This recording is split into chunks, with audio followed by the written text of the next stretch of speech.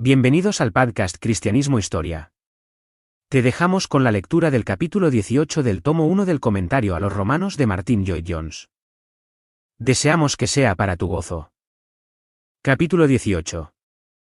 Es decir, que pueda ser reconfortado junto con ustedes por la fe mutua de ustedes y de mí. Romanos 1 y 12.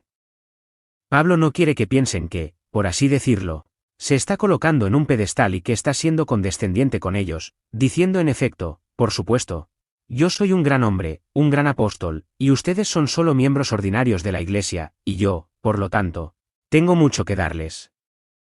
Para que nadie piense eso, enseguida pasa a decir, eso es. No me malinterpreten, dice el apóstol, ese no es el espíritu ni la forma en que les estoy escribiendo. No.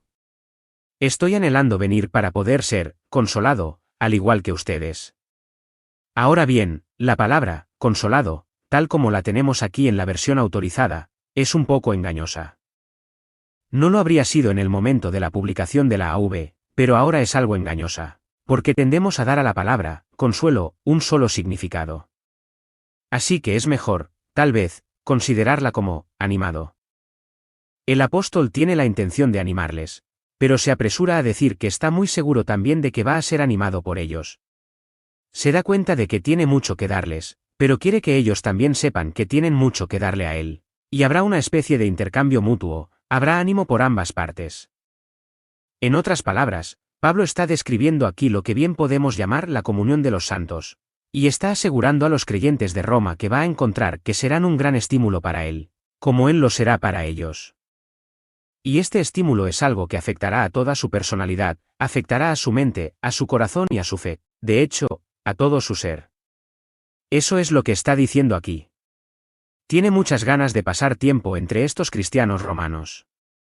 Sabe muy bien que, como resultado de esa comunión, su corazón se calentará, se verá estimulado en su propio trabajo y animado a continuar con él, estará más seguro que nunca de su fe cristiana, etc.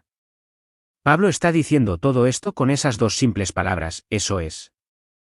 Evidentemente, es muy importante que nos demos cuenta de que, cuando el apóstol dice esto, lo hace de forma muy sincera y genuina. No es una especie de modestia burlona, no es una mera cortesía, no es el lenguaje del cortesano que utiliza frases congraciadas y graciosas.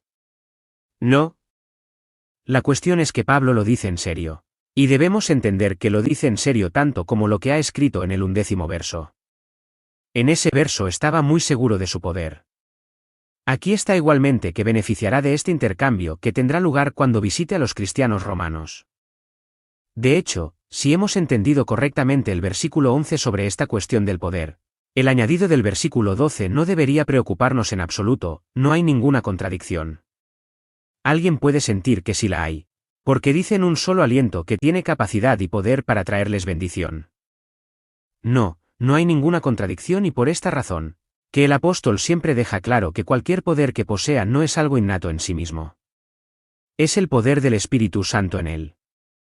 No es Pablo como hombre, ni siquiera es Pablo como cristiano.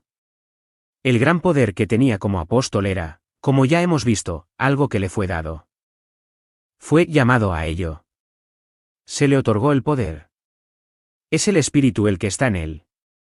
Así que, como ven, a pesar de eso, es un cristiano como todos los demás, y puede recibir de todos los demás, puede beneficiarse de todos los demás, y puede tener verdadera comunión con ellos. Como cristiano, el apóstol Pablo es exactamente igual que todos los demás cristianos. Es un apóstol, sí. Pero eso no supone ninguna diferencia para él como cristiano, como creyente, como miembro del cuerpo de Cristo, como alguien que es igual a todos los demás cristianos. A Pablo le gusta mucho decir esto y lo repite en muchos lugares diferentes. Lo encontrarán diciéndolo en su primera epístola a los Corintios, capítulo 3, donde está tratando el hecho de que algunos cristianos corintios decían, Pablo es el hombre, mientras que otros decían, no, Apolos es el hombre. Dice, ¿por qué pierden el aliento y hablan así de Pablo y Apolos? Ni el que planta nada, es decir, Pablo, ni el que riega, es decir, Apolos, sino Dios que da el crecimiento. Lo dice de nuevo en el capítulo 4, versículo 7, quien te hace diferir de otro, y ¿qué tienes que no hayas recibido? Ahora bien, si lo recibiste, ¿por qué te glorías, como si no lo hubieras recibido. Eso es exactamente lo mismo. Todos estos dones son dados por Dios, y, por lo tanto, a pesar de ellos, el hombre qua hombre, el cristiano qua cristiano, es igual a todos los demás, y así se hace posible este gran compartir. Sin embargo, seguramente es algo notable y asombroso, y algo que merece ser comentado. Lea de nuevo las extraordinarias declaraciones que el apóstol hace en su segunda epístola a los Corintios, capítulos 11 y 12. Si alguna vez un hombre tuvo motivos o razones para sentirse orgulloso de sí mismo, fue el apóstol Pablo. Para usar nuestra frase actual, si alguna vez un hombre tuvo motivos para perder la cabeza, fue el apóstol Pablo. Si alguna vez un hombre tuvo motivos para envanecerse y pensar que era maravilloso y superior a todos los demás, fue este sorprendente y poderoso hombre de Dios. En las visiones, en las experiencias, en la utilidad, en el sufrimiento, en todos los aspectos destaca de forma preeminente. Es el hombre que sabe lo que es ser llevado al tercer cielo y escuchar y aprender algo del lenguaje del paraíso, que no puede repetirse debido a su gloria. Y sin embargo, este es el hombre que, al escribir a estos cristianos ordinarios y sencillos de Roma, muchos de los cuales no eran más que los sirvientes de la casa del César, dice que está deseando enormemente estar con ellos. Tiene mucho que decirles y darles, sí, pero está deseando igualmente escuchar lo que tienen que decirle. Quiere oír sus experiencias, quiere saber qué han recibido del Señor y cómo les ha guiado el Señor. Anhela verlos porque sabe que será un estímulo para él y un enriquecimiento para su vida. Su corazón está seguro de que se calentará. Espera obtener un gran beneficio de su visita a Roma. ¡Qué imagen tan maravillosa! Es tan maravilloso, que debemos extraer ciertas lecciones de él, porque siento que tiene mucho que decir a la Iglesia cristiana. Empecemos por nosotros mismos primero. Examinemos y pongamos a prueba a nosotros mismos a la luz de lo que el apóstol dice aquí sobre sí mismo. ¿Qué es lo primero que buscamos en cualquier persona que conozcamos? Está bastante claro que lo primero que Pablo buscó en ellos fue el Espíritu que había en ellos. Me refiero a que el Espíritu Santo que estaba en ellos. Por eso anhelaba estar con los creyentes romanos. Sabía que habían recibido el Espíritu Santo como él mismo lo había hecho. Eso es lo que buscaba en todas partes. Recuerden cómo, cuando llegó a Éfeso, encontró a ciertas personas que se llamaban discípulos y enseguida sintió que les faltaba algo, así que les dijo, ¿habéis recibido el Espíritu Santo desde que creísteis? Intuyó que no lo habían hecho, así que les hizo esa pregunta. Qué sensible era a eso. Eso era lo que buscaba en todos. No le interesaba el color de su piel ni su nacionalidad, no le interesaba su estatus o posición social, no le interesaba en absoluto la escuela o la universidad, o lo que correspondiera en aquellos tiempos, a la que habían asistido. Lo que buscaba era esto: ¿hay un hermano con el Espíritu de Dios en él? ¿Hay un hombre con el que pueda tener comunión porque está en Cristo como yo estoy en Cristo? Esa era su manera de considerar a las personas y de juzgarlas. Eso era lo que le interesaba inmediatamente de las personas. Buscaba la presencia y la manifestación del Espíritu de Dios. Buscaba a un compañero del cuerpo de Cristo, y todos los demás asuntos eran completamente irrelevantes. No importaban en absoluto. Ese no es solo el espíritu del apóstol Pablo, es el espíritu de todo el Nuevo Testamento. No hay nada más maravilloso en el Nuevo Testamento que eso. Y considero que no hay mejor prueba de nuestra fe cristiana que esto, que buscamos en el otro. ¿Que nos encanta encontrar y ver en el otro? ¿Qué es lo que ponemos en primer lugar? No hay una prueba más profunda para nosotros que. Pero permítame pasar a una segunda afirmación. El apóstol no solo buscó esto en otros, sino que cuando lo encontró, lo disfrutó mucho y se benefició de ello. Y, por supuesto, lo que queremos destacar en este punto es que no importaba lo sencillos que fueran ciertos cristianos o lo humildes que fueran, Pablo obtenía algo de ellos. Disfrutaba hablando con ellos y mirándolos. Su corazón se calentaba con ellos. Se sentía estimulado por ellos. Y de nuevo, esto es algo que es cierto en todas partes en el Nuevo Testamento, como lo ha sido en la historia de la Iglesia entre los santos a lo largo de los siglos. ¿Disfrutamos de la compañía de todos los cristianos, o deben ser de un tipo particular? Deben ser muy inteligentes, o deben ir vestidos de una manera particular, y tener la apariencia de pertenecer a un determinado estatus social. A veces planteo la pregunta así: ¿preferiría usted pasar unas horas con el cristiano más humilde que con el no cristiano más elevado y exaltado? Esa es la prueba. Si tuviera la posibilidad de elegir, la oportunidad de visitar al más grande de la tierra que no es cristiano, dejaría eso de lado para hablar con un humilde cristiano que ha experimentado la gracia de Dios en su corazón, y que puede hablarle de las cosas del Espíritu, y compartir experiencias con usted, este hombre poderoso. Este jefe de los apóstoles, está ansioso por tomar su asiento al lado de estas personas humildes en Roma, porque sabe que va a disfrutar, es seguro que va a embriagar su corazón. Esto nos lleva al tercer principio, que es un principio doctrinal muy importante. Los otros han sido principalmente experimentales. Este punto es especialmente importante hoy en día. Veo aquí introducida toda la doctrina de la naturaleza de la Iglesia cristiana. En primer lugar, veo el contraste evidente y sorprendente entre los apóstoles, los más grandes líderes que la Iglesia cristiana ha conocido, y muchos líderes modernos de la Iglesia cristiana. Aquí tenemos a un apóstol de Cristo deseando estar en Roma. Pero qué contraste con el Papa de Roma de hoy. Observe que Pablo no dice que cuando llegue a Roma estará dispuesto y listo para ellos si desean tener una audiencia con él. No hay nada de eso aquí. Será uno de ellos, vivirá entre ellos, espera recibir de ellos así como dar. No dice que anhela visitarlos en Roma para darles su bendición, para que luego puedan irse y decir que han recibido la bendición del gran apóstol. No pretende ser el vicario de Cristo de alguna manera excepcional y única. Ahora, amigos míos, me refiero a estas cosas porque estamos viviendo en días y tiempos en los que muchas personas protestantes, me parece, debido al bogue del comunismo, parecen estar casi listas para alinearse con ese tipo de perspectiva sobre la Iglesia. Pero eso es una negación total del Nuevo Testamento. Debemos volver a pensar en estas cosas. Aquí está el más grande apóstol que la Iglesia haya visto jamás, y sin embargo mírenlo, es humilde, y manso, y humilde. Es decir, que pueda ser reconfortado junto con vosotros por la fe mutua tanto de vosotros como de mí. Eso es lo que espera de esta reunión. No hay ninguna insinuación aquí ni en ningún otro lugar del Nuevo Testamento de una idea monárquica en el gobierno de la Iglesia. Ninguna en absoluto. No hay ni siquiera un indicio o una sospecha de papismo. Es exactamente lo opuesto a él. El papismo ha sido tomado del Imperio Romano.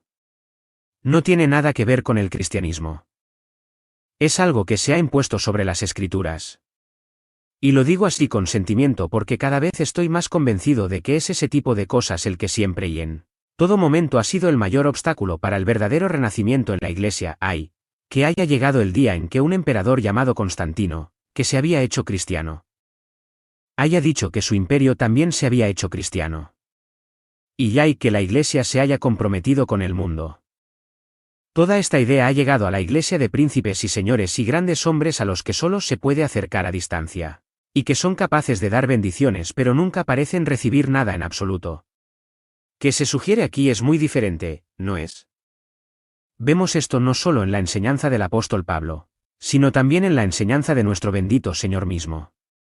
Escuchen sus palabras que se encuentran en el capítulo 20 de Mateo, versículo 25, Jesús los llamó, y dijo: sabéis que los príncipes de las naciones ejercen dominio sobre ellas, y los que son grandes ejercen autoridad sobre ellas.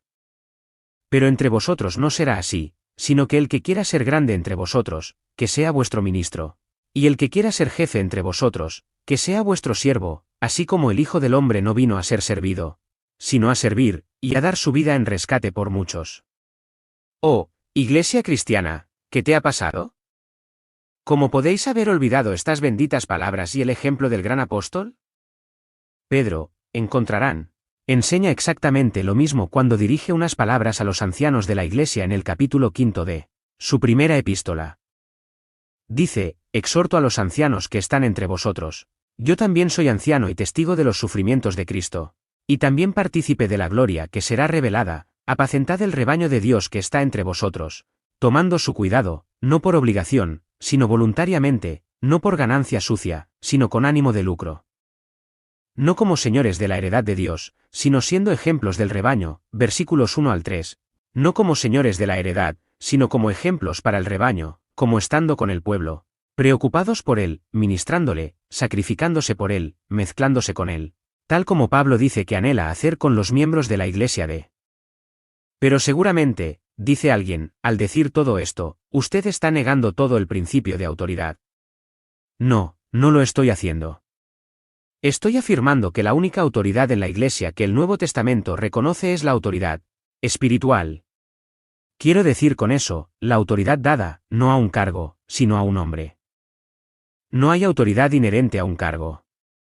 La autoridad es la presencia del Espíritu Santo en el hombre. Que este mismo apóstol que puede ser tan manso y humilde y genuino, también puede reprender severamente, y decir a la gente, sed seguidores de mí. Solo yo soy vuestro Padre en Cristo, aunque hayáis tenido muchos instructores. Y mientras lo dice, usted no siente que se esté exaltando a sí mismo. Simplemente está diciendo que ha sido llamado a ser un apóstol, se le ha dado la autoridad y el poder. No tiene nada inherente en sí mismo, pero tiene este poder del Espíritu Santo en él.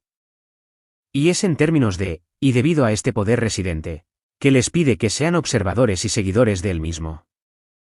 Digo, por tanto, que no es un cargo como tal lo que constituye la autoridad. La autoridad es la autoridad del propio Espíritu Santo en la persona. Y es por ello que uno de los grandes problemas a los que se enfrenta hoy toda la Iglesia cristiana se encuentra, precisamente en este punto. En Inglaterra, todo comenzó, en cierto sentido, en los años 30 del siglo pasado con el llamado movimiento anglo-católico, iniciado por Keble y Newman y Pusey, y otros. ¿Cuál era su problema? Era el siguiente: la Iglesia cristiana, decían, no está contando como debería y como solía hacerlo. ¿Qué podemos hacer al respecto? ¿Dónde podemos buscar la autoridad y hacer que ésta vuelva a la Iglesia? Y su error fatal fue decidir que la manera de restaurar la autoridad era alejar al predicador, al pastor, del pueblo, rodearlo de una autoridad, hacerle llevar ciertos ornamentos, engalanarlo, por así decirlo, y exaltar su cargo. El sacerdote. Llámenlo padre, denle una autoridad especial, la autoridad del sacerdocio, pretendiendo así restaurar el poder autoritario y la predicación de la Iglesia. Pero qué malinterpretación tan completa de este 12º versículo del capítulo 1 de Romanos. Anhelo veros para impartiros algún don espiritual, a fin de que seáis firmes, es decir, para ser consolados junto con vosotros por la fe mutua de vosotros y de mí. No había necesidad de tomar al apóstol Pablo y separarlo por una barrera del pueblo, y engalanarlo con vestiduras y otras cosas diversas, para dar la impresión de que era un gran poder o algún gran señor, a fin de que tuviera autoridad. No, él puede permitirse tomar su asiento entre la gente, y sin embargo todos saben que aquí hay un hombre lleno de autoridad por el poder del Espíritu Santo. Él no tiene necesidad de ninguna ayuda extraña. Su único poder es el poder y la demostración del Espíritu. Así que puede permitirse mezclarse con la gente y ser uno de ellos, y no hay riesgo ni peligro.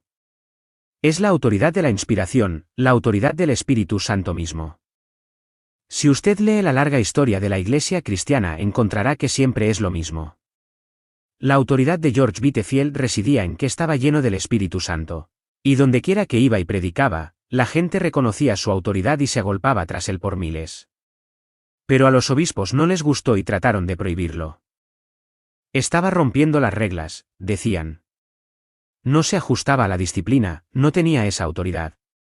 La única respuesta fue que la autoridad era patente, ya que hombres y mujeres se derrumbaban en la convicción y clamaban por la salvación, y miles fueron llevados al nuevo nacimiento, y así ha sido a lo largo de los largos siglos. Oh, amigos míos, no hay nada más importante que esto. Toda la tendencia actual es repetir el error de los años 1830. Miren la posición, dice la gente, las masas del pueblo están fuera de la Iglesia. ¿Cuál es la causa? Bueno, la Iglesia carece de autoridad. Está dividida en grupos y sectas y denominaciones. Lo único que hay que hacer, dicen, es unirnos todos, tengamos una gran iglesia masiva. Entonces tendremos poder y autoridad. Sin duda es una contradicción total de lo que estamos considerando aquí. No es así como viene la autoridad espiritual en las Escrituras. En absoluto. Un hombre lleno del Espíritu Santo puede ser usado por Dios de una manera que una iglesia poderosa y organizada. Sin el Espíritu no puede ser usada. Pablo conoce el poder del Espíritu, pero también es consciente de esta extraña doctrina que le permite al mismo tiempo ser el único y destacado apóstol. Y sin embargo un hombre que puede sentarse en el mismo asiento o en el mismo banco que el más humilde de los cristianos, con esclavos y siervos y decirles, ¿sabéis? Me ha hecho bien estar con vosotros. Me siento mejor por este compañerismo que hemos disfrutado juntos. Mi corazón se ha calentado, mi fe se ha fortalecido o que la Iglesia cristiana vuelva a este modelo apostólico, primitivo, del Nuevo Testamento. Y eso me lleva a mi último punto bajo este título. Aquí se nos da claramente una imagen muy maravillosa, una imagen sorprendente de la Iglesia como una confraternidad. Y la Iglesia siempre está destinada a ser una confraternidad. Aquí también, seguramente, hay algo que tendemos a perder de vista. No está destinada a ser un lugar en el que un hombre lo hace todo y nadie más hace nada. La Iglesia no es un lugar en el que un solo hombre habla y los demás se sientan a escuchar. Eso es una parte del ministerio de la Iglesia, pero eso solo no es la Iglesia. Obviamente, es vital para el bienestar, la permanencia y la esencia de una Iglesia que haya este intercambio mutuo del que habla el apóstol. Tu fe, dice, y la mía, reconfortados juntos por la fe mutua tuya y mía. Yo daré, tú darás. Habrá un dar y recibir por ambas partes. En otras palabras, el apóstol le dice aquí a la gente que su fe es muy importante, y que tiene un lugar muy definido en la vida de la Iglesia. Pedro dice exactamente lo mismo en el primer versículo de su segunda epístola. Está escribiendo a personas que tienen una fe tan preciosa como la nuestra. Él es un apóstol, tiene fe. Sí, pero estos otros cristianos que él no conoce, extranjeros dispersos, también tienen fe. Juan escribe de la misma manera. ¿Por qué escribo mi epístola? Se pregunta.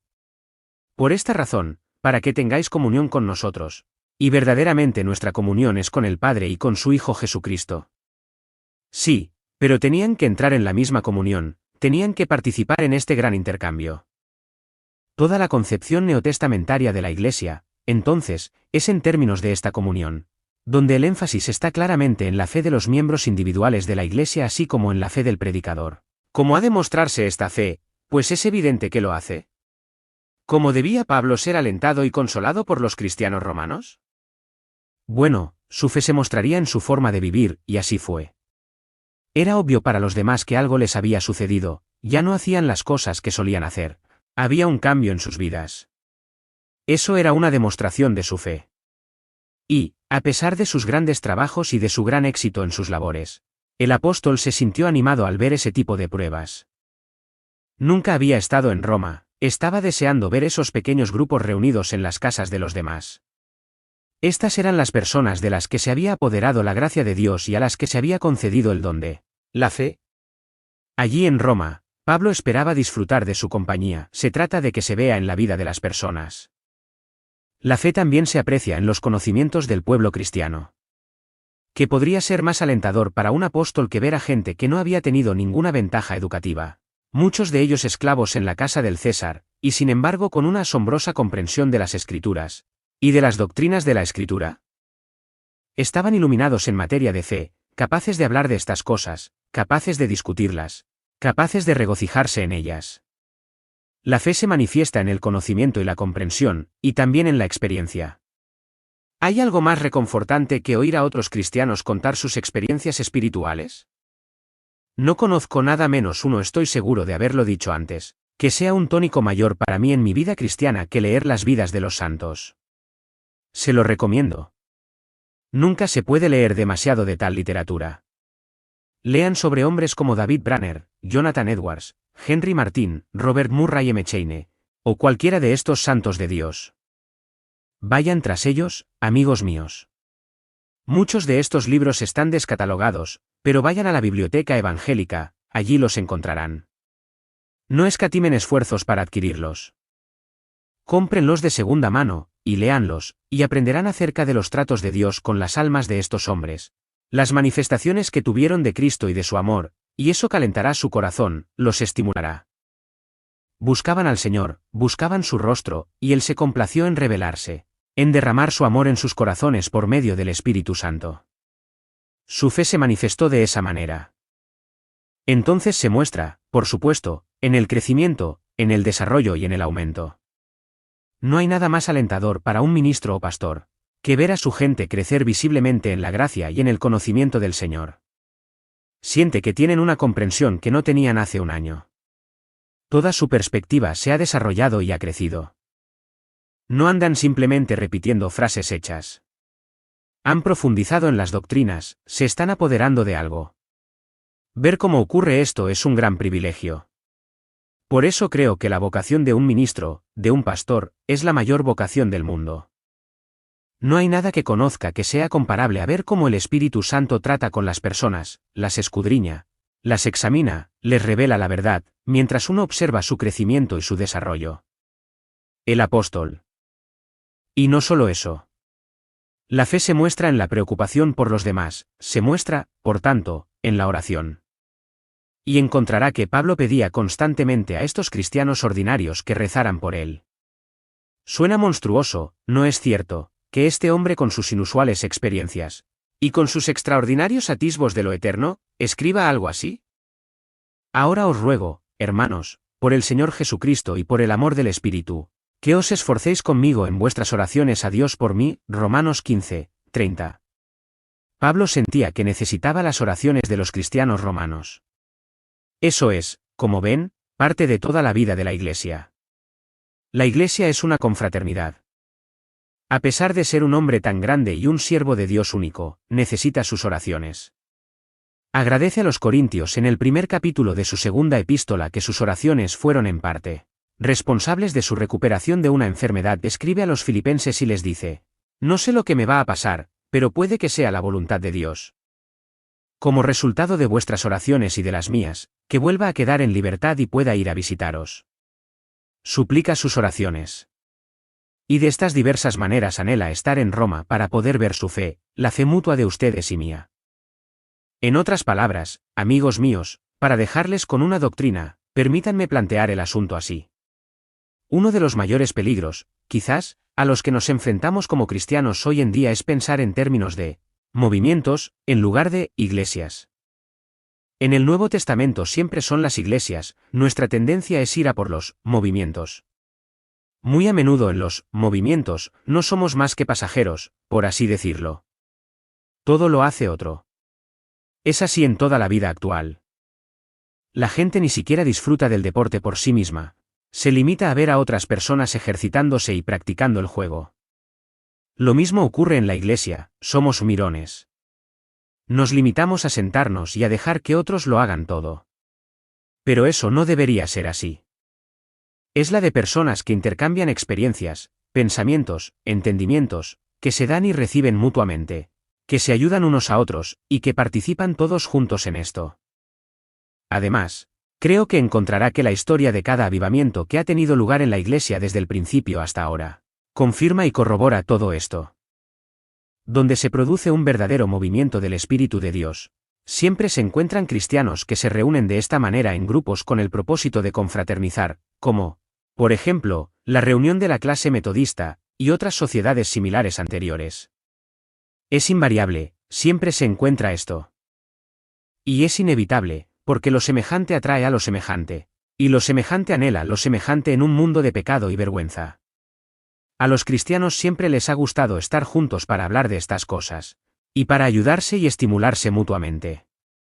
Sus corazones se calientan, sus sentimientos se encienden, sus aspiraciones se estimulan, y así, como una gran confraternidad. Disfrutamos juntos de las cosas de Dios. Le rezamos juntos, su bendición desciende sobre nosotros juntos, y así la iglesia es revivida. Y una iglesia revivida resuelve el problema del evangelismo.